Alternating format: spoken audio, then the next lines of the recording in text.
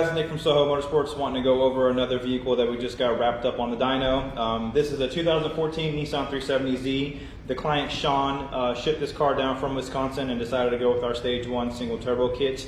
Very straightforward build. We did our Stage 1 single turbo kit, our oil cooler, and then we also went with our single exit exhaust. So to give you an idea, this car just now, as we got wrapped up on the dyno, on wastegate pressure, which is about 8 or 9 psi, we put down 514 rear wheel horsepower and 429 foot-pounds of torque, and it's 90 degrees and almost 50% humidity in here. So very efficient kit, great power for this car. He'll have fun with that, and then whenever he wants to grow more into it, we'll upgrade it with a fuel return system and a boost controller, and then shoot for the 600 plus wheel on E85 if he decides to go that route.